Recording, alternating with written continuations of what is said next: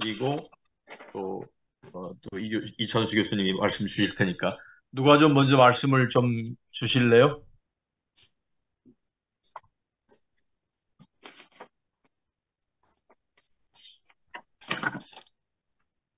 지금 다른 분 없으면 제가 먼저. 네네, 최 교수님. 네. 예. 오늘 교수님 말씀 들으면서 제가 좀 놀랐어요.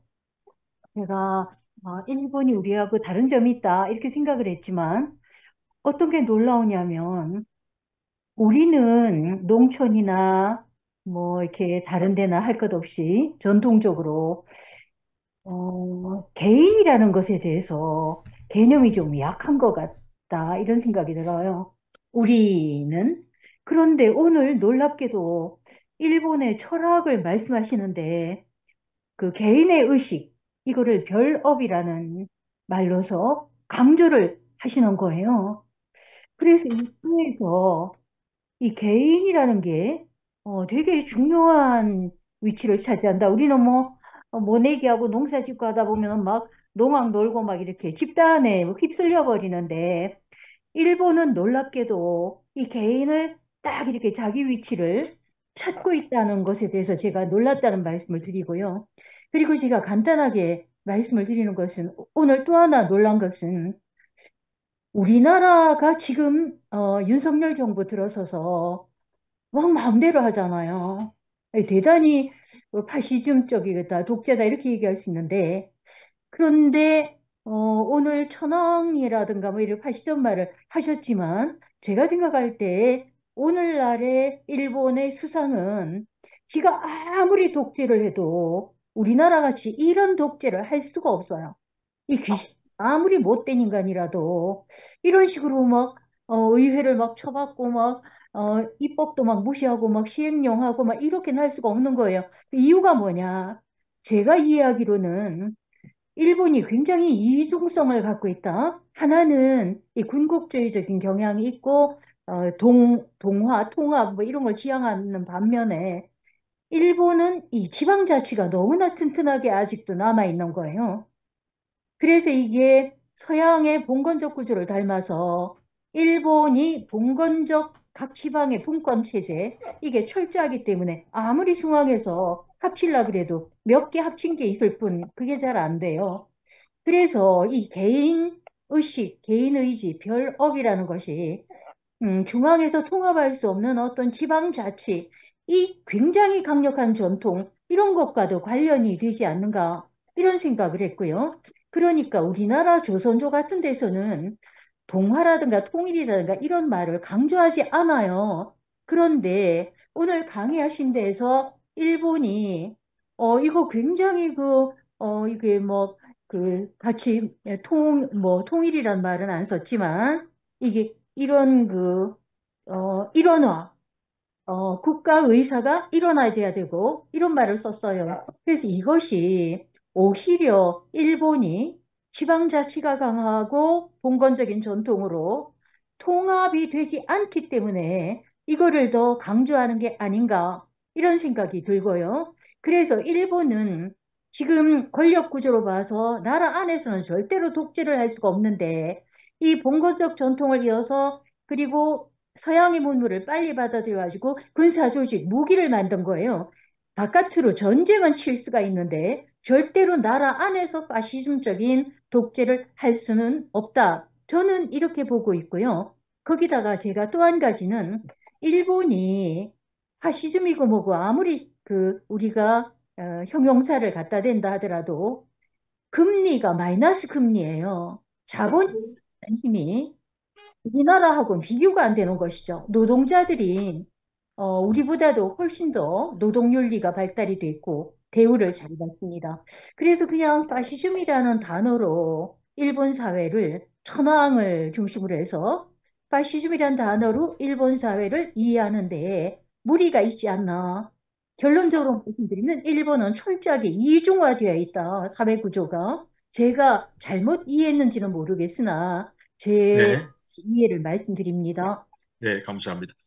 자, 또 다른 분 누가 좀 말씀을 좀 주실까요? 다른 분 없으십니까? 그, 저도 질문 하나 여쭤보고 싶은데요. 네네, 황경철 목사님. 네. 저는 오늘 일본에 대한 이면의 어떤 사상적 배경이나 이해를 할 수 있는 좋은 시간이어서 너무 감사를 드리고요. 전체적인 이제 이 세미나 큰 흐름이 파시즘이라고 이해할 때, 저는 일본에 대해서 잘 모르니까 여쭤보는데, 뭐, 현실 정치에서든 여당과 야당의 견제나 균형으로 인해서 역사가 진행되고 있을 터인데, 일본의 그런 사멸, 이제 뭐, 통일보다는 그런 전체적인 어, 시대 정신, 사상이 있긴 한다 할지라도, 일본 정치 안에서의 야당들이 자민당이 됐든, 어떤 천황에 대한 뭐 그런 것들을 파시즘들을 주장을 한다고 할 때 그것을 반대하는 야당이나 그런 견제하는 그런 정치적인 역학들 그런 것들은 없는지 좀 여쭤보고 싶기는 합니다. 이상입니다. 네네. 그러니까 일본의 정치가 사실은 자민당, 뭐, 이제까지 자민당이 계속 집권하는 것이기 때문에, 일본의 야당은 어떤 것인가? 야당들의 태도, 이렇게 질문하신 거네요. 고맙습니다. 한 분만 더 이야기 들어볼까요? 예, 제가 네, 질문 네네. 올리겠습니다. 오늘 이찬수 원장님 통해서 일본인에 대해서 많이 배울 수 있어서 매우 유익한 시간이었습니다. 감사드립니다. 궁금한 점은 저희 일본에 대해서 항상 우려하는 시각은 어, 다시 제2의 한일 병탄을 우려하고 있습니다. 일본의 교수님 강의도 나왔지만 일본인들의 그런 문화, 또 천황에 대한 천황교, 또 독도를 자기 땅이라고 계속 우기는 그런 역사 의식, 또 여러 가지 명분으로 해서 임진왜란 때나 또는 한일 병탄 때나 해서 뭐 후지산 폭발이라든지 아니면 한국에 어떤 국지전이 있을 때 한국에 있는 일본인 보호라는 명분으로 또 군대를 주둔시키고 또는 한미일 삼각동맹이라는 명분으로 지난번 워싱턴 선언의 이행 차원에서 다시 진주할 가능성이 매우 높은 그런 이유시다라고 생각을 하고 있는데 그런 메커니즘, 의사결정 체제, 집단 의식이 태평양 전쟁을 일으켰듯이 앞으로 제2의 태평양 전쟁, 또 물론 후쿠시마 핵 폐수의 방류도 문제지만 그게 많이 우려하고 있습니다. 그래서 교수님 시각에서 어떻게 하면 그런 일본의 미리 그런 침략, 그런 제국주의 이런 부분을 우리나라가 좀 막을 수 있을까? 국제적으로 또는 연대해서 그런 한미일 동맹도 많이 우려하는 시각도 있는데 말씀 듣고 싶습니다. 네네. 또 좋습니다. 그죠? 네. 일본과 한국, 그죠? 일본과 한국, 또 한국에 대한 침략, 병탄, 이런 말씀을 주셨네요. 감사합니다. 우리 양승원 변호사님이셨고. 자, 요 세 분의 이야기를 1차 질문으로 하겠습니다. 우리 이찬수 교수님. 네. 저, 네, 말씀하십시오. 네. 네, 사실 아까 최자영 선생님이 그 인간의 개인 별업이란 언어로 제가 일본의 개인 의식을 대단히 강조했다는 것을 보고 놀랐다고 하셨는데 사실 제가 그 얘기를 하면 조금 길어질 것 같아서 마지막 도표는 말씀 안 드렸습니다만 별업이라는 것은 개인 의식을 강조하기 위해서는 아닙니다. 일본 철학 철학자들이 개인 의식과 사회 의식을 쉽게 동일시 해버리는 바람에 전쟁과 같은 거대한 사건이 나고도 그것을 비판적으로 반성할 줄 모르는다라는 것을 얘기하기 위해서 제가 그림을 그렸다가 안 해도 될 것 같아서 넘어간 거긴 한데요. 전체적으로 최정 선생님께서 정리해 주신 것에 동의합니다. 일본은 그리고 참 세 번 질문에 공통적인 할 수 있는 해야 되는, 하고자 하는 답변은 지금 오늘의 이 발표 주제는 20세기 전반까지 그의 일본 상황입니다. 20세기 전반까지 일본 상황인데 그것이 오늘날도 그런 분위기가 이어지고 있다는 거죠. 그래서 근본적으로 전복시킬 수 있을 만한 대안적인 흐름이 아래로부터 강하게 형성되어 본 적은 없다는 뜻이죠. 그런데 그 이유 중에 하나는 아까 최재형 선생님 말씀하신 대로 일본 한국보다 지방색이 훨씬 강하고, 어, 메이지 이전의 봉건주의적 분위기가 여전히 강하게 남아있고, 지방자치가 한국보다 훨씬 잘 되어 있고, 한국보다 훨씬 큰 나라거든요. 우리는 중앙정치, 용산에서 어떻게 하면은 전 국민이 떠들썩거리지만, 일본은 그 정도 중앙정치에 관심이 있지는 않습니다. 지방 정치랄까 시민운동도 활성화돼 있어도 그렇게 지방 정치 중심의 운동을 하는 경우들이 훨씬 더 많으니까요.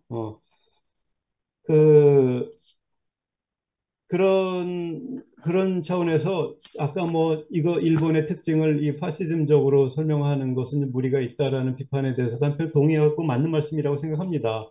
20세기 전반까지 그랬다는 거고 어쨌든 이런 상위의 권력, 최고의 권력을 전복시킬 수 있을 만한 그 아래로부터의 운동이 한 번도 성공해 본 적 없고 시도되어 본 적도 없는 나라인 것은 분명하죠.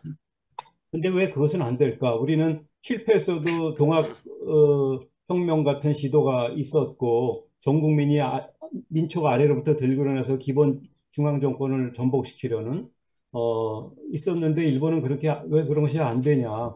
그게 워낙에 이제 봉건주의가 컸고 또 메이지 천황 이후로 강력하게 중앙 집권 정태를 하면서 그 지방 세력으로 중앙정 권력에 도전할 수 있을 만한 세력이 그 정도로 크지 않았고 그 정도 힘을 모아본 적이 없는 데서 벌어지는 일들인 거죠. 그래서 이 자민당이나 연립여당 같은 공명당 같은 이런 데서 늘 일본의 주류 정당으로 자리매김하고 있고 딱 2년 반 정도 그 민주당으로 정권 교체된 적이 있지만 워낙 경제가 바닥이었다 보니까 근데 민주당 해보고도 경제도 안 되고 이제 후쿠시마 이 원전 폭발 사고 난 이후에 오히려 사람들은 그냥 다시 자민당 체제로 돌아서서 여전히 자민당 내 파벌 간의 갈등은 있지만 정당 권력이 바뀌어 본 적이 없죠. 그 말은 상대적으로 예나 이제나 야당이라는 것은 미미하다는 뜻입니다. 야당이 반대를 해도 국민들도 대부분 그렇게 생각을 해요. 자민당이 잘하는 건 아닌데 다른 당은 더 못한다요. 생각은 그렇게 하면서 그러면은 이 다른 당이 더 대안이 없어라고 생각하는 심층에 뭐가 있냐면 지금까지 계속 더 이 대안 세력을 키우는 아래로부터의 노력을 본격적으로 해본 적이 없다는 증거이기도 한 거죠. 야당이라는 것은 그 일본 사회에서 대단히 무력하다고 할 수 있습니다.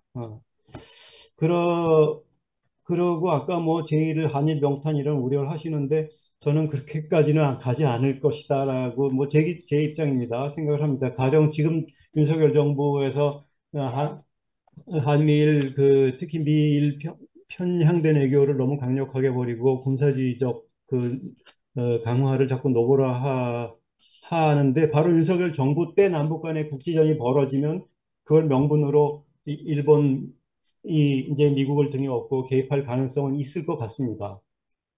그래서 그런 의미에서는 지금 정권이 또 그럭저럭 이제 3년 반 남은 건데 어쨌든 한국은 정권에 따라서 정권이 바뀌는 나라이기도 하고 지금 정도가 아닌 지금 그래서 지난 몇 년 사이에 가령 지금 일본이 한반도를 어떻게 노골적인 침략을 할 수 있을 정도의 한국 내 국지전 이상의 일들이 벌어지진 않을 것이다 하는 그 희망 정도로는 말씀드려 봅니다.